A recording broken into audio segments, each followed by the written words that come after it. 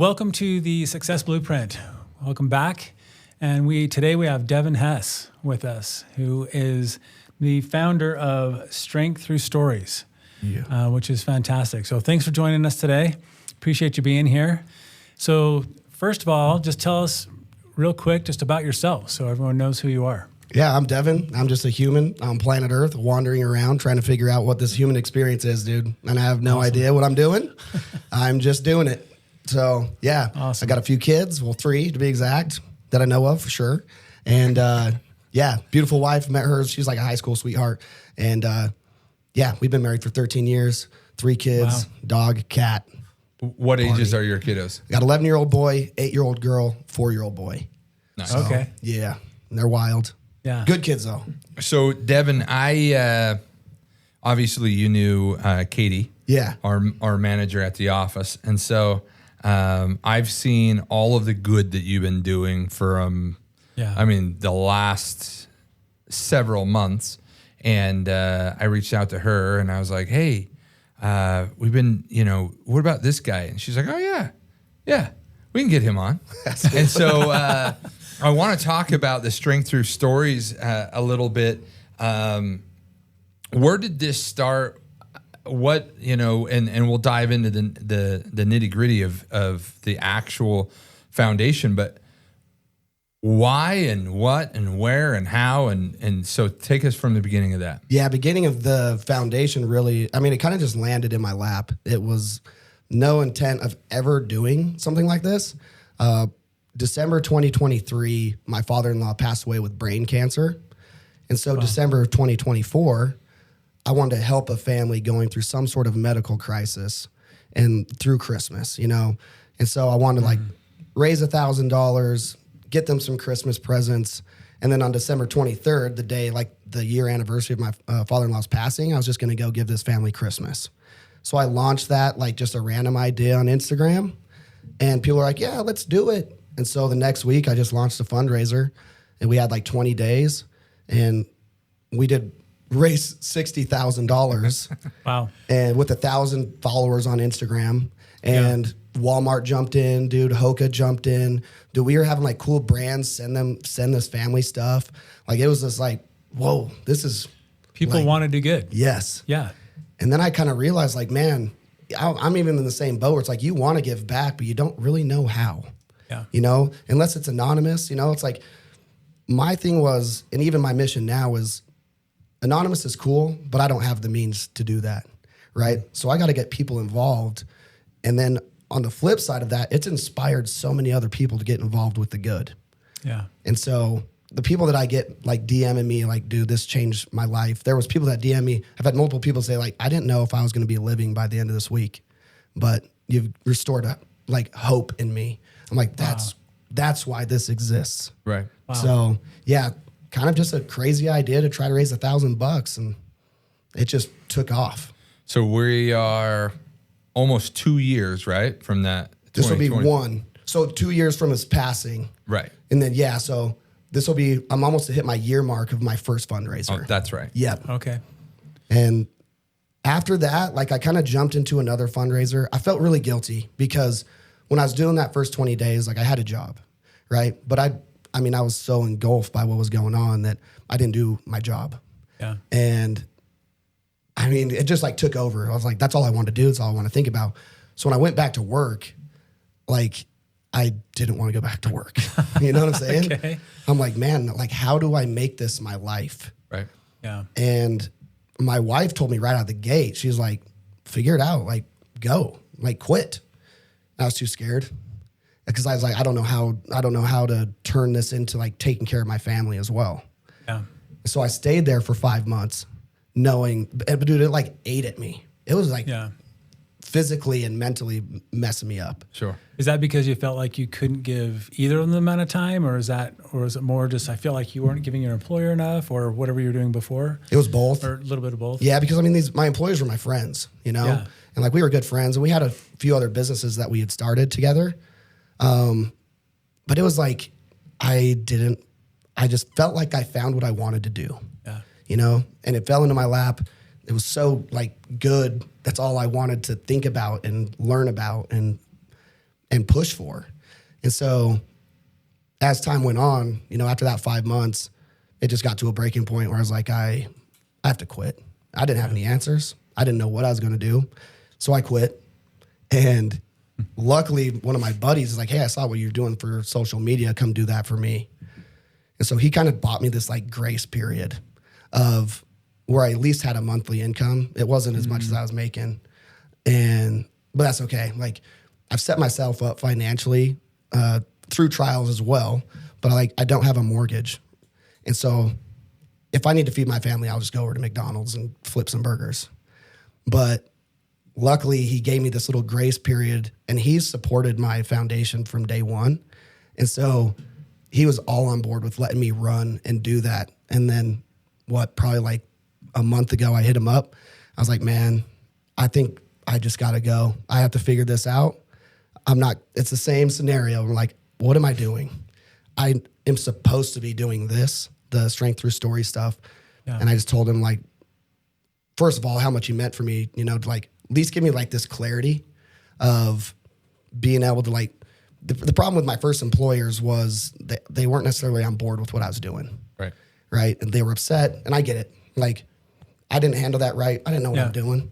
And so, like, you didn't know it was going to take over your life. No, I had no idea, man. I was just trying to put some good out in the world. Yeah. And so after that initial, 20 days fundraiser, like, I kind of like, I mean, it didn't get written up or anything, but they're like, yeah, you better get your shit straight. And I'm like, okay, like, I'm sorry, but I mean, I didn't want to do anything else.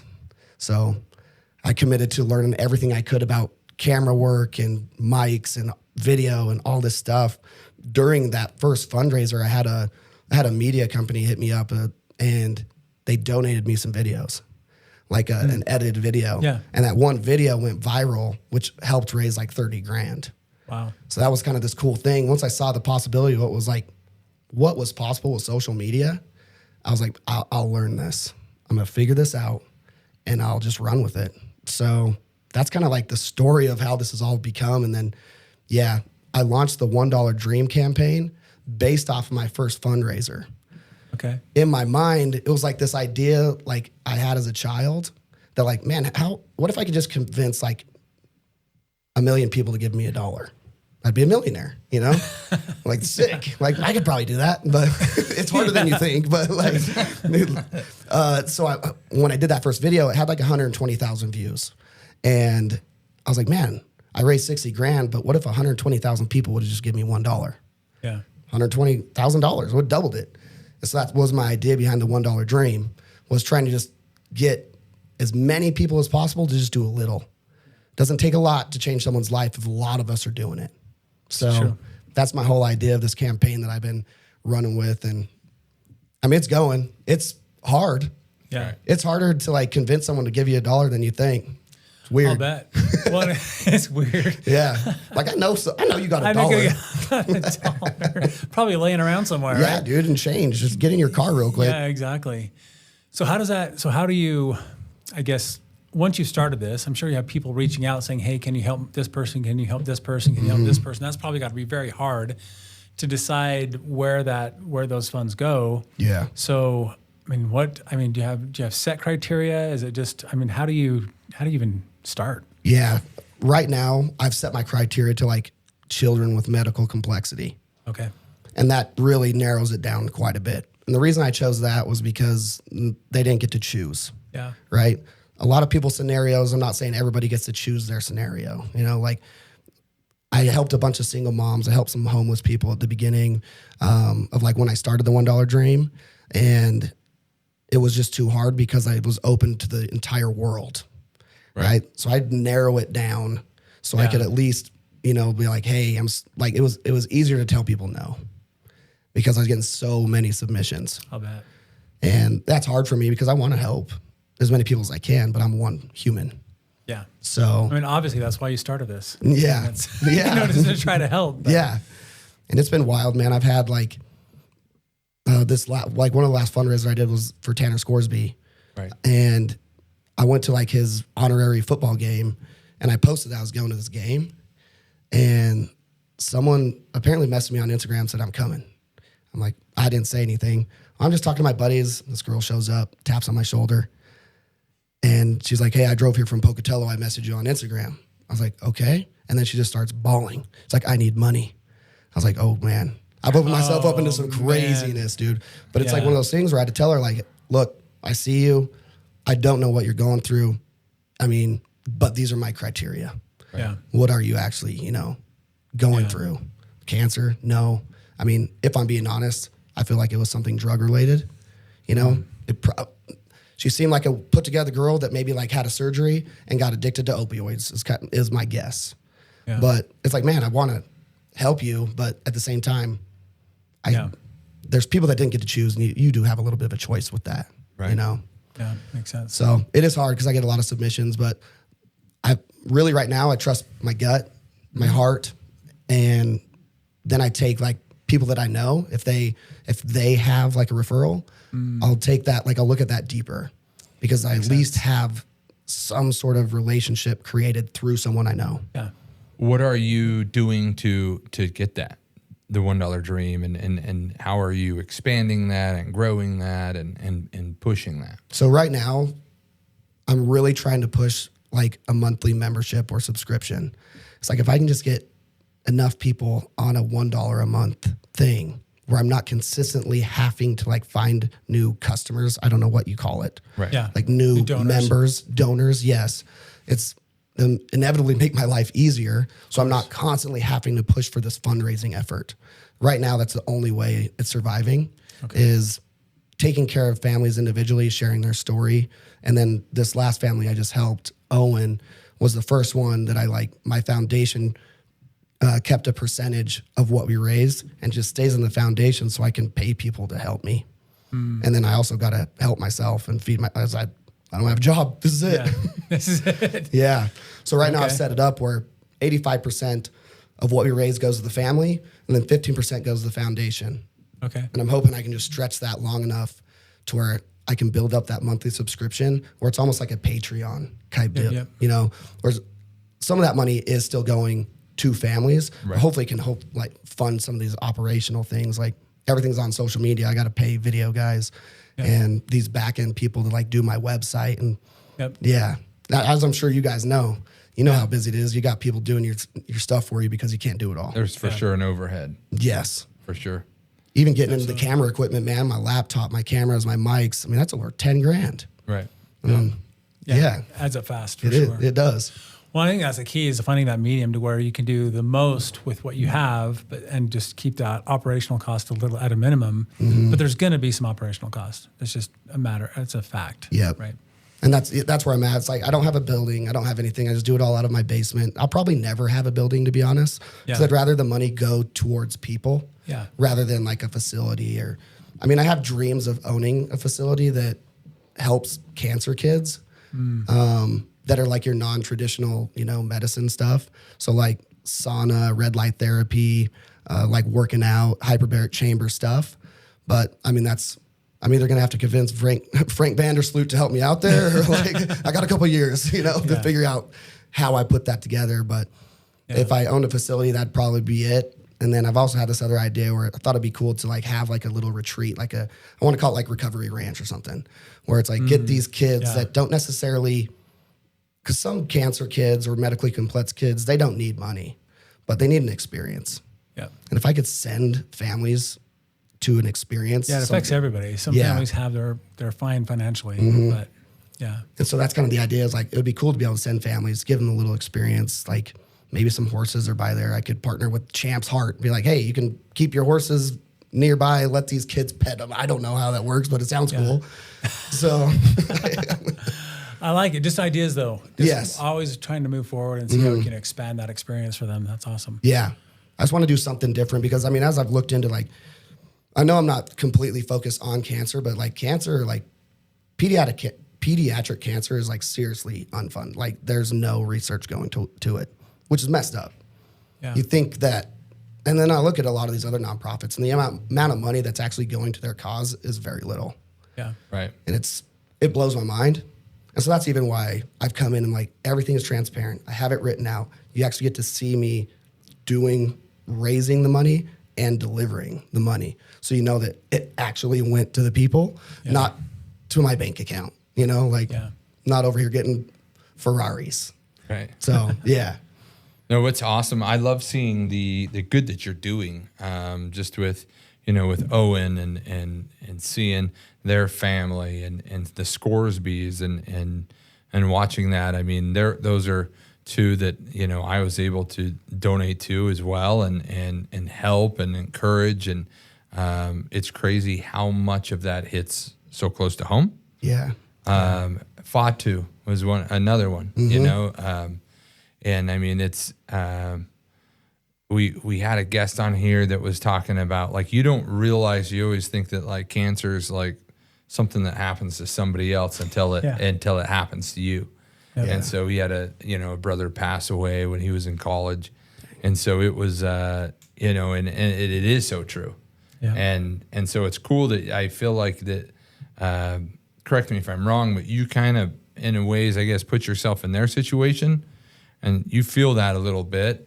And so then it helps you, I guess, relate as much as you, I guess, could, but it helps you push that desire to be able to help them. I mean, I'm sure you see a lot of the realness and the rawness of what these families are going through. Yeah. And that's a major driver for me is I kind of live with this thing is like helping families that are in a situation they can't help themselves. If they need money, it's like Tanner's family, right? Like they needed an emergency treatment and they had 4 days to raise the money, I'm like, they can't do that without, I guess, selling their house tomorrow, you know? Yeah. So if I can do anything, put out a video and help them raise money, then yeah, that's what I want to do. And we were successful at that. It was awesome. It felt so cool. But yeah, coming in and hopefully stepping in and helping these families in a way they can't help themselves. And then also, like, I got a side goal of being able to, like, get them their own little support system, Yeah. A lot of these families don't know, like, social media is cool, but it's hard. But, like, for Alexa, Owen's mom, I was like, what do you want to do? Like, are you wanting to, like, help more families after this? Like, with your story? She's like, yes, absolutely. I was like, okay, well, let's see if we can at least get you some momentum on your Instagram. And not that I have a bunch to give, but she had like 600 followers. And now she's got 2,000, of just being able to share her story. Now she's got her own little community of people following her and supporting her and what she's going through. Yeah. So that's this other, like, there's a lot of little tentacles that I have going through my brain, but that's another one, like getting them their own support system that continues long after the fundraiser and all the support and love in that week. And she's able to get that support too. Yes. So she's able to give the support and receive that support. Yep. And that's pretty awesome. It's been cool. Yeah, that's when it starts to snowball, right? Is when, and I think, like you said, even you mentioned with the hope for a ranch and kind of that goal eventually, and it's an experience not just for the child going through it. It's an experience for the family, right? Yeah. And so for that family to be normal for a little bit. Yes. That's been like, I'm launching another one in the beginning of November. It's for a little girl named Sailor. And they're not as financially, like, in debt as some of these other families. They do have some, travel costs and missing work and all that stuff. But I mean, I asked her, like, what their dream would be. And they just said it's quality time. Yeah. So I'm like, hey, if I could relieve a little bit of financial pressure and give you some money to go on some trips, her daughter's cancer is terminal. It's a DIPG. And so it's like, yeah, it's rough, and the family's feeling it, but that's even in, like, as I've messaged her and talked to her, it's like, we just want to have, like, time that we remember with her. Yeah. So I'm like, it's almost like a Make-A-Wish thing too that I've kind of got going. Yeah. Where I'm like, let's give these families their wishes because that's hard. Not always just paying for treatment. Yes. It's improving their life essentially. Yeah. Yep. Wow. So as far as, I mean, my mom and the other 2 followers that we have on our podcast, what if you could say anything or I mean, if they could, those are listening, I mean, what would you say to encourage them and what would you, what's something that they could do to help and take part in this or, anything else? I think, like, my main thing that I've really been pushing, I know I push, like, the subscription, like $1 a month, and most people do more, which is cool. Most people are like 5-10. But I think the biggest thing for me is, like, sharing the stories. Like, once I put them out there, it really just takes eyeballs, right? Until we can get this momentum, the more people that see it, it'll find the right people that can do bigger things. Is that my main goal? No, I'd rather have a lot of people, but right now we're the community, you know, I've only got 7,000 followers. It takes people with, you know, large followings and a little bit more money to help pull this stuff off. But as it grows, I think it will just be inevitably like sharing and $1, $2, $5 stuff, you know, and it seems crazy, but I mean, I had over like 2,000 donations on Owens, and I mean, yeah, we raised $50,000. So it's like, it didn't take, I think the largest donation, I did have one large one, it was 5,000, but other than that, it was all just onesie twosies, you know? Yeah. And I'd rather see that. I want to create the community feeling of people giving back in a way, even if they don't have the means to give back a lot. Well, like what you said at the beginning, a little goes a long way, right? Yeah. So if a lot of people throw in $1, $2, $3, $4, $5 and it changes somebody's life, I mean, that's a pretty cool thing. You're still a part of it. Yeah, you're still a part of it, and you can do that over and over and over again. Yeah. You know, you can do that 30 times easily in a year. Yep. Where when you do $500 and you're unsure if it really truly makes a dent, you can only do that so much. And so that's pretty cool. Yeah. You totally get it. It's the same thing as I grow this following.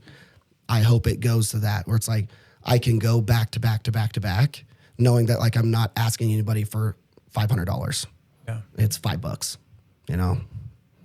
Devin, what is something that you would say maybe is, as you've been going on this, what's a hurdle that maybe was unexpected that you have ran into or that you've noticed? Or I'd say myself, like really trusting myself, like the feeling I have, you know, like I'm really big on feelings and intuition, and the hurdle of like trusting that. I mean, I almost didn't even do the first fundraiser because I mean, I had the feeling, I'm like, oh, I should do this. But then an immediate drawback of like, well, what if it doesn't work? You know, probably like everybody else. Yep. But trusting that and acting on it rather than just sitting on it. I mean, I get it. Sometimes you got to have a plan, but I think there's some power in like getting the thought and immediately acting on it. So that's been a hurdle for me. You can't gain momentum without that first step, right? Exactly. Yeah, you got to go. Yeah. And I think that's one thing I even pride myself on now is knowing that, I mean, I'm still human. I still overthink. I still do things that, you know, I hesitate. But everything I've done has worked because I had the initial thought. I'm like, okay, I'm going to act now. I'm just going to do it now so I don't overthink this. Yeah. And I haven't had like a serious loss from that. I've learned some things, you know, like the hard way, but at the same time, like just like everyone else, I'm sure you guys have learned some things by just taking some action and like, okay, as I move forward, I won't do that. Yeah. So I have a coach that, I mean, I bring him up probably once every podcast, but he's helped me out a bunch. And one of the things he was telling me is he's like, you're a good dude. And so I guess I would tell you the same thing he told me is you're a good dude. And if you're ever like wondering, he's like, just listen to your heart. Just you're a good-hearted, good-spirited like guy, and it's not gonna lead you astray. Yeah. Sometimes we overthink things, and then I also, you know, in my business or things like that, there's times that, you know, they're like, well, what's your like, what would your biggest fear be or whatever? And I'm like, I don't know, like losing it all and he's like, this other coach that I have or a friend of mine is like, he's like, dude, you're a winner. Like you'll figure it out, you know, you'll win. And, you know, just from talking to you and people who know you believe that. And I mean, those are two things that, you know, just talking to you, just as you're cruising through it. I mean, you're a winner. You'll figure out how to win. Yeah. So try to get those doubts out of your way. And then if you're ever trying to figure out like, I don't know, just, you know, listen to your heart because you're a good-hearted dude and you're going to make those good decisions and it's going to naturally flow on the side of good. Does that make sense? Oh, yeah. No, I appreciate that too because, yeah, that's like one of those things I've told myself, you know, I was like, I'm just going to do my best to listen to like the core of Devin, whatever that is, whether that's God, whether that's the universe, whether that's your Native American ancestors, dude, I don't know. But something's in there that's beyond me, right? Yeah. And it's like, and I realize that too. I think that's the coolest part of all of this is knowing that I didn't ever have the means to give anyone any money. I always wanted to give back, but I had never been crazy successful before. And to be honest, if I had been, I don't think I ever would have done this. Right. True.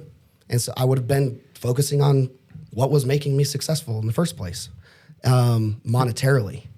This new thing I got going is like more of like a lifestyle thing. It's been awesome. Like being able to do this at 2:00 on a Thursday, like I couldn't do that when I was working at the site, So it's like, man, I get to talk to cool people. I get to meet all these awesome people. I don't make a crazy amount of money, but I'd rather live this life than any other life I've lived so far. Absolutely. So like success comes in many forms, right? Yeah. Like we talked about a little bit before.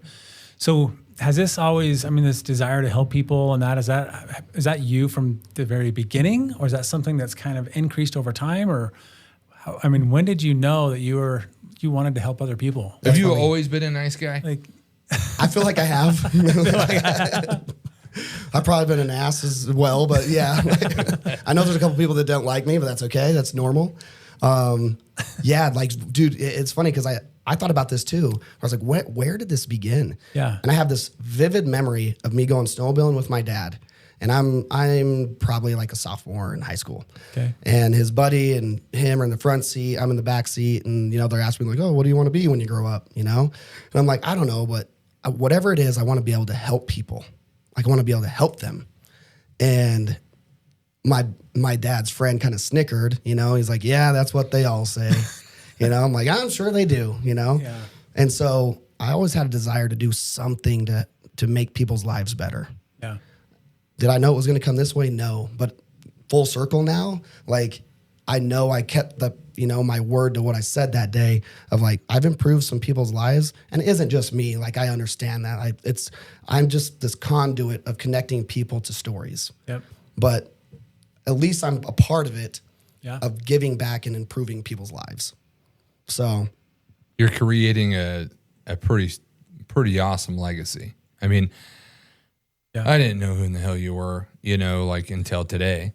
I've seen you. Yeah. We're friends on social media. Yeah. But as far as, you see the good and it's positive and stuff like that. And it's like you want to support people who want to spread good. Yeah. And so, you have a lot of momentum, a ton of momentum behind you. And that's what I think is super exciting, about this whole thing. Yeah. And now I'm glad I do know you. So exactly. when people are like, do you know Devin Hess? I say, yeah, he probably won't remember me, but that's a lie. How could I forget that beard, dude? It's too nice.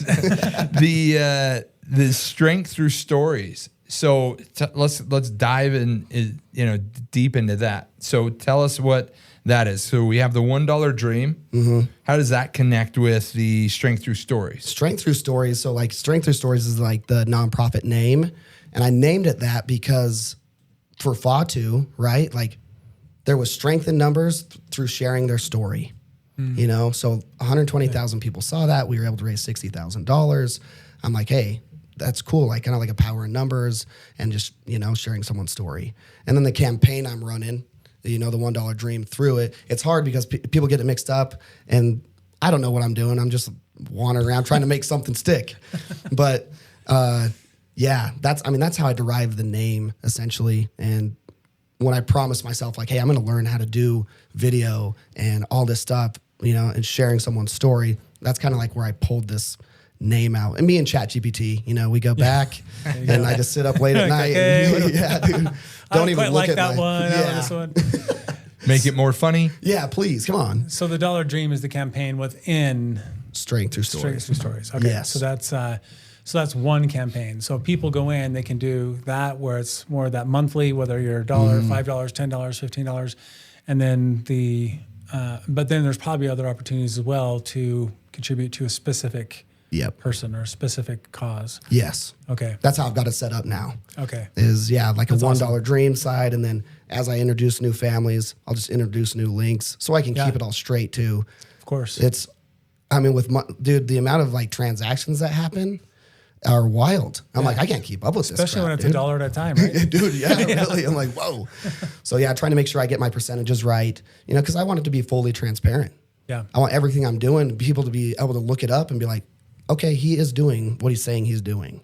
Yep. Not that it's like, I mean, as I dug into these nonprofits, I'm just like, I think there's like a shift going on in my brain, right? Not in my brain, but like in the world, is light and dark, right? I think a lot of these nonprofits that are operating on, you know, clever wording are about to be exposed, and people aren't going to support that stuff. But hopefully they'll support these things that are like, hey, I actually get to see this happening and be a part of what is happening. And it's fully transparent. I hope that will like, I know it will be better in the end. Yeah, I was surprised. I was a little bit, I saw a small glimpse of something that was coming into the area that they just took a look at different nonprofits in the area. Mm-hmm. And I was surprised at how many don't meet like normal standards for our charities, right? That are below that, and where 30, 40% or more goes to overhead and things like that. And it's like, you know, you wouldn't think that with just the names of some of these, but Clinton but it's Foundation. surprising. I mean, there's some really good ones. The Clinton Foundation. Bill. I know. Right? Yeah, but it is surprising though. I mean, there are some great charities out there that do a fantastic job, but there's, again, some of these ones that are fairly well known sometimes aren't. And it was kind of a shock to me when I saw that. Because you're paying for the name and the logo or whatever it is. Exactly. And yeah, it's pretty disturbing when you realize how much of your dollar goes to. They're out there more, they're advertising more, whatever it might be, but it's just surprising how little of what you pay goes to the recipient. I mean, yeah. So rewinding there, I mean, on that note, I mean, that's why you're saying just share it. Mm-hmm. Yeah. And, just open it then up. that way, I mean, it's an organic. I love that. Marketing or whatever you'd want to call it, just getting the word out there organically. Yeah. Let's help these families. Let's help these kiddos with whatever it is that their needs are. Maybe it's medical. Maybe it's a trip. Maybe, you know, just R&R. Maybe it's comfort. Maybe it's, you know, and that's pretty cool. Yeah. Yep. That's like, I think sharing it's been huge for me because, like I said, I don't have this massive following.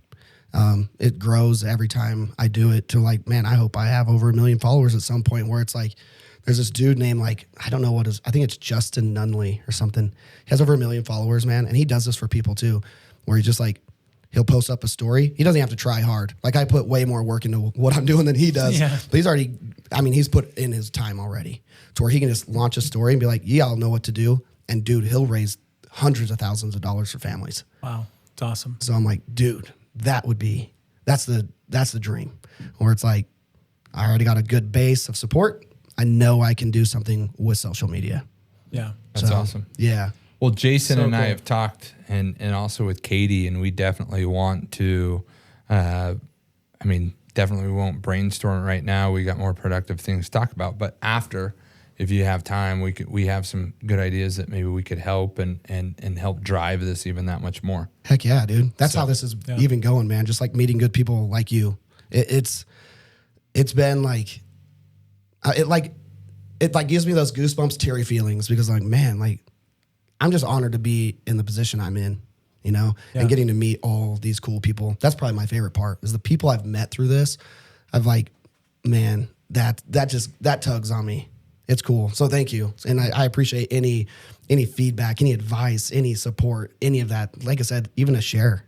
Like, it's so cool to me that people like see it, believe in it enough just to share something. So it's been a ride.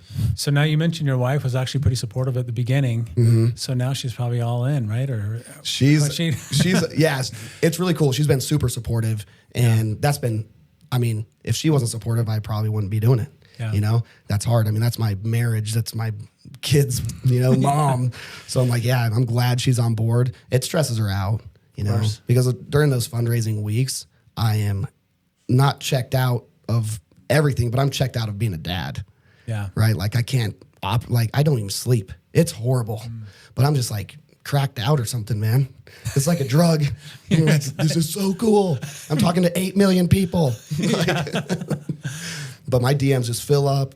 And it's cool because a lot of people don't want to do monetary, but they're like, hey, we want to get a gift for the family. Could you help figure this out? Blah, blah, blah. And so I will. Like NASA, NASA hit me up for Owen. Really? Yeah. No way. So one NASA engineer saw the video. We're like, hey, we saw that he likes space. I took this back to NASA and we're putting together a gift box full of stuff from the astronauts and the engineers and all this stuff. I'm like, that's cool. So that is way cool. But that's all my DM requests. So I got to like filter through all that stuff and stay up till midnight responding to people. Hiring some people. Dude, that's to go through that. Yeah. I actually told my wife, I'm like, can you be the person that does this? Like you sit on, I call it like assuming the position. She sits on her side and gets on TikTok in the bed and just. The dead scroll. Yeah, dude. I'm like, at least just go come and like reply to some people on my stuff, please. Yeah. But I can't wait. You know, I'm like, nope. Yeah. If I have like a 5-minute window, I'm like, I'm going to go respond to as many people as I possibly can. That's awesome. And then I also try to like the people that are sharing, thank them. Right. You know, which sparks a conversation, which is good. And I think inevitably will make more and more support down, you know, as it grows. But I feel like it's important to know that like I am thankful that people are supporting this. Yeah. So it's cool. My buddy Rhett Ricks. Yeah. With Eagle Eye. Yeah. And you know, and just the little things that way that we can do is come up and check out this farm and see the way that the operation rolls. And, you know, and when I saw that, I was like, that's awesome. I mean, that costs zero, just kindness and time. And I mean, it's awesome from somebody who never seen a farm or never seen the way it rolls. Like, yeah, it's pretty sweet. Did you see the car show we did for Owen? Yes. Like that was probably my favorite part of the entire thing. And that's also what I'm trying to do as I help these families, like create something that has nothing to do about money. Right. So like the kids remember something about what happened. And dude, when all those cars rolled up to Owen's house, they just all backed in. We had like the state troopers, you know, escort them in with the lights. And then like all these car people, I don't even know the majority of these people just started popping open their trunks and had all these presents for all the kids. They like started crying in the street. I'm like, just a grown man out here crying in the street. But like, it was just cool. I'm like, man, how do you bottle up that feeling and just keep it forever? You know, like that's my favorite part. Exactly what you talked about. Just giving these kids an opportunity they never would have got any other way as well. You know, like personal car show with Lamborghinis and Corvettes and R8s. Like that's pretty rad. Cool. Yeah. It's like, who's the singer? Michael Franti. He brings in a kid, like a lot of times a terminally ill kid on stage with him on pretty much every concert. Oh, that's cool. And he's got a foundation to basically just send kids to whatever their favorite band is so they can go see a concert. And I thought that's pretty cool, you know, using that, his, I guess, celebrity or whatever to be able to do that. That's pretty cool idea. That's funny because I've actually thought about that a lot. I'm like, man, if I get enough people to tag Post Malone in this, like maybe he'd respond and we could pull something off. Yeah, like, exactly. I don't know why Post Malone comes to my mind because he's at least seems cool and local, local-ish. Yeah, he's in Salt Lake. Yeah, my brother-in-law met him at a gun shop once. Oh yeah, yeah. He was like, got a picture with him and everything. He was just shopping for guns in Salt Lake. Kind of crazy, but yeah. I mean, that would be. He seems like a nice guy, but it'd be cool to be able to do. Like, do you follow a guy named MD Motivator? I talk about this guy a lot because he. Gotta write him down. He kind of. I do now. Yeah, he's huge. His platform's massive. He's got millions of followers, and he does very similar, stuff to what I'm doing, but for like your normal average Joes, right? Not necessarily medical or anything, but he'll look for an act of kindness. You know, like he'll pretend to be homeless or something and like look for people to take care of him. And then he'll give him $1,000 and then he'll do a fundraiser for him they don't know about. And he'll come surprise him again with all the money he raised for him online. It's cool. And sometimes he'll get him to like a Jelly Roll concert, a Akon concert. Kia's backing him now. And like most of the people he's raising money for get a brand new car. Like it's cool, dude. That is awesome. It's pretty cool. Like power of the internet, man. Oh, it's amazing. Yeah, it is. Use it for good. See what happens. Well, and like you said, I think most people inherently want to do some good. They just don't they don't know how to do it, or they feel like I don't have an extra $500 or $1,000. So how can I do good without that? And so I think people are looking for opportunities. Yeah. So it's pretty cool. It's been fun. Kind of tapping into that locally. Yeah. It's awesome. Do we have such a cool community? Yeah. Like, I never would have I knew there's cool people here, but like, I never would have guessed like what we've been able to pull off locally. So fast. Yeah. So fast. Yeah. A year. Yeah. Which is pretty crazy. Wild. I'm like, so what's the total, do you know, of what you've raised so far? I mean, because you've got, just the three I know, just Scoresby, Fatu, Owen. Yeah. So collectively as like a community, we raised over $400,000 for Scoresby's, which is crazy. Wow. So cool. And a lot of that was, the cool thing about that was it wasn't just me raising the money either, right? There's kids doing car washes and lemonade stands, and then people like opening up their shops like, hey, a percentage of this goes to here, like doing workouts. We did that football camp that raised like $30,000. Like, so as a community, dude, that's pretty wild. Pretty awesome. You're spreading it, right? Yeah. So it's like that ripple effect. It's like, well, I could donate $100, but I bet you I could raise this much. Yep. Yeah. I could donate $500, but I bet you I could take that $500 and I could raise this much out of it. Yep. And so then everybody starts doing their part, which is also, I think, pretty sweet, because then it gives everybody else the opportunity to feel a little bit of what you're feeling of just giving it. Yeah. And it's cool. You don't care who's given or where it's coming from as long as it gets there, right? Yep. Yeah. And that's why I've even like a lot of the stuff I've done, like some of these pay it forward videos, like I'll give it to my kids, and I've sent people money too. Like, hey, like I have a friend in Arizona. She's awesome. She's helped me with some stuff. She was feeling down, she's like, so I sent her $100 through my foundation. I'm like, go look for somebody to just give $100 to. Here's $100. She like hit me up the next 2 days. She's like, I have a completely new perspective on people. She's like, I think it got her out of her head. Yeah. And like got to see people, and like, it was exciting to like want to make someone's day. $100 doesn't change someone's life. Yeah. But that's pretty cool. But when you're looking at people versus judging them, and you're looking at them, hey, how could I help them? It's a totally different perspective, right? Yep. That changes everything. It does. Well, and sometimes we get stuck in the news, right? And the social media and the negativity and all of that stuff that just is cancerous to our brain. And that Luke Bryan song, Most People Are Good. Yeah. And I do believe that. And it just masks how bad, the bad stuff masks how good people really are. Mm-hmm. Yeah. There's a lot of good people out there who really want to feel good or want to be happy and would do anything to help other people. It's just, it gets hidden. It gets, covered up. Yep. And that's exactly why I want to keep doing what I'm doing through social, because there's so many people that call me up or hit me up like, you're the only account I look forward to seeing stuff from, because it's happy. Positive. It's sad making stories. The stories are unfortunate, right? No one wants to go through that, but at the same time, at least they can find some joy in it. Yeah. Turning something that's, inevitably sucks for this family, Absolutely. but like trying to like flip it a little bit towards like they get to feel some comfort. Yep. Yeah. It's been cool to be just a part of what that is. So I just had this thought. Caleb is probably, oh crap. What we can do is we could film like a 30-second live infomercial that you can just cut out, because that's what we pull cuts out of these, right? And so, and we can have an infomercial, just whatever information, doesn't have, whatever. Like Girls Gone Wild? That's the only ones I saw similar, as a kid. Similar, but different. OxyClean. 2 different radio cable networks that you guys had, but that's okay. That's right. But if you, Caleb, where would he talk? What camera would he talk into? This one? Yeah. That one? This one? Hello. This one. So just throw something out there for where people can find you or donate or help or whatever, and then we'll make sure that this little window of time gets cut out, and that's most importance of this whole thing. That's cool. Yeah, I appreciate that. Yeah, so I've got a website. It's devinhess.me. I probably need to change that. Originally I was like doing a bunch of random things, and so I'm like, I don't want to have 40 million websites. So I was like, I'll just lump it under mine. Anyways, that ruined the whole infomercial here. It's all right. We got time. So yeah, it's devinhess.me, but that's going to change. If you follow me on Instagram, that's what I run everything through. And I'll have links in my Instagram of how to donate, how to get involved, and who we're helping.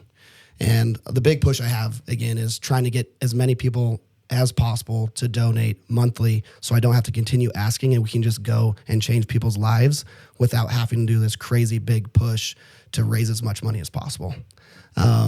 I do have a TikTok. It's not as cool. I have more followers on there, but the support is not near the same. So I'd say Instagram's my big one. And yeah, everything's just linked in my bio. And just share. Yep, share. Sharing is like crucial. That's all I ask. And I'll yell at people on my stories. And it's funny because I'll put on my stories like, I have 7,000 followers. How come I only have 1,000 shares? You know? Yeah. And they're like, people will respond like, you know what? Like, you called me out and this is actually working. You know, I just like mindlessly scroll. Just like, I'm sorry. And they share it. I'm like, sweet, thank you. Yeah. It's awesome. Yeah. I love that. That's fun. Perfect. That's perfect. Well, thanks, man. Great. I mean, we have a lot of awesome people that come on this podcast. And I mean, so we say this, like, we're definitely going to be doing repeat guests. Yeah. I would call you a repeat offender, but that just sounds that. But repeat guests on here. And I mean, I want to hear updates. I want to see, Absolutely. And then we can relaunch some of the stuff that we're talking about and try to just get some momentum. We're here for you. I think it's awesome. I appreciate you doing it. It's one of those things that I saw and I just thought, man, it's awesome that somebody's willing to risk it, put the effort into it and just go, and so I hope that you feel all of just the positive, the blessings, whatever it is anybody wants to, say, I hope you're feeling that. And I mean, you just deserve it all. It's awesome what you're doing. Thanks, man. I appreciate that. And I do, man. I'm blessed. I really am. And it's been a wild ride. It goes back further than this, but it's been cool to just be where I'm at and have the opportunity that I do. I just want to make sure I don't lose it or waste it. Yeah. So I'm just all in. Close my eyes, jump off the cliff. Here we go. Well, just appreciate you taking the risk, right? Like you had that feeling, you wanted to do it, and you did it, which so many people probably had a feeling like that, but just so many of us just don't follow up on it. And we just don't actually jump and take that step, right? And the fact that you did it it's inspiring, man. I appreciate it. Thanks, man. Yeah, it means a lot to me. It really does. It's cool. Yeah, and thanks for the support and even bringing me on here. Like, I realize I'm just some random dude wandering around, but like, I really do appreciate this is the kind of stuff that matters, man. Like the relationships that come from it, just like you said, how it'll turn to relationships. I mean, that's what I live. I believe in two things, right? Love and relationships. We can have those two things like centered in our life. I feel like our lives are pretty good. Absolutely. Well, my middle name's Love, so boom. I'm gonna change mine. Thanks, man. And I look forward to the following up episode and seeing what we can pull out of this. So heck yeah, Absolutely. Thank you. Thanks so much. Yep. Thanks.